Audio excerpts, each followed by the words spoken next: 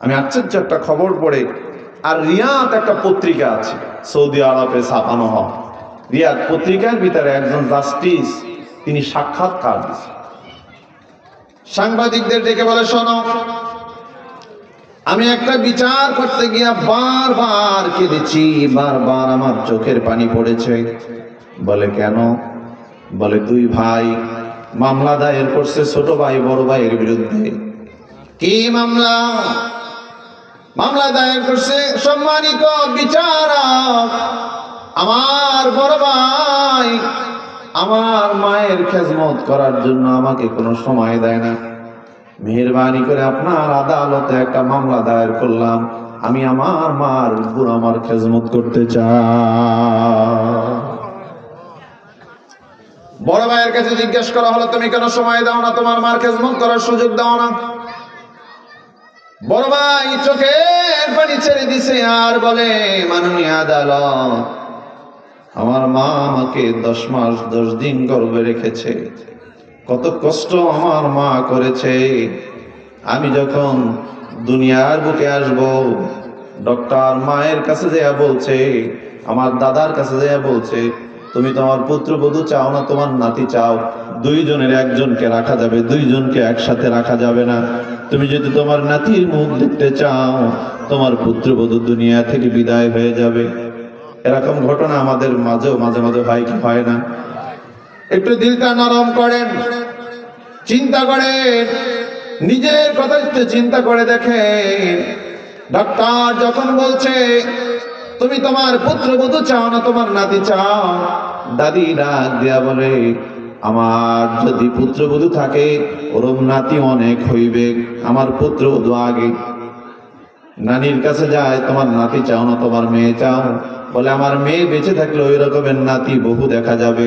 বাবার কাছে বলে, তুমি তোমার সন্তান চাও না তোমার স্ত্রী চাও, দুইজন একজন থাকবে, দুইজনকে বাঁচানো যাবে না।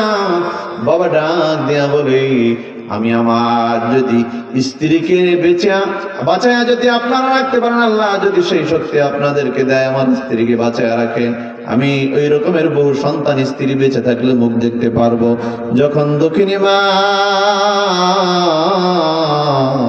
মায়ের কাছে যায়, যখন বলে তুমি তোমার সন্তান চাও না তুমি নিজেকে বাঁচায়া রাখতে চাও, দক্ষিণী মা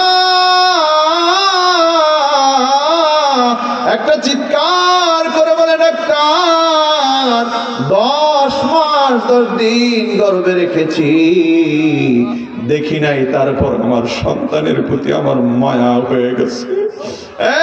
ডাক্তার, আমার যত হায়াত আছে, আমার হায়াত গুলা আমি আমার সন্তানকে দান করে দিলাম, আমি দুনিয়া থেকে চলে যাই কোনো আফসোস নাই। ডাক্তার রে, আমার সন্তানের কলিজার টুকরার যেন কিছু না হয়।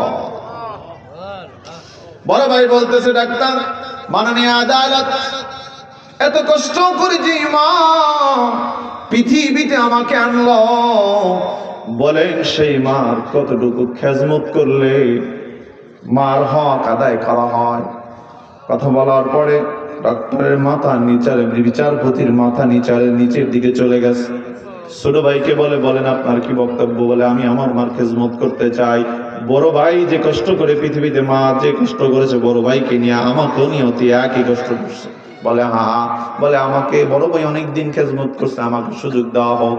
সুবহানাল্লাহ বলেন। একথা বলার পর ডাক্তার বললেন, বড় ভাই আপনি অনেকদিন খেজমত করেছেন, বাকি যে দিনগুলো আছে ছোট ভাইকে একটু সুযোগ করে দেন। কিন্তু ছোট ভাইকে বলল, বড় ভাই যখন আপনার মার খেজমত করতে যাবে, আপনার সাথে সাথে তাকে সুযোগ করে দিবে। সুবহানাল্লাহ বলেন। কিন্তু আমাদের অবস্থা হয়ে গেছে, মা বাবার জন্য ইসালে সবের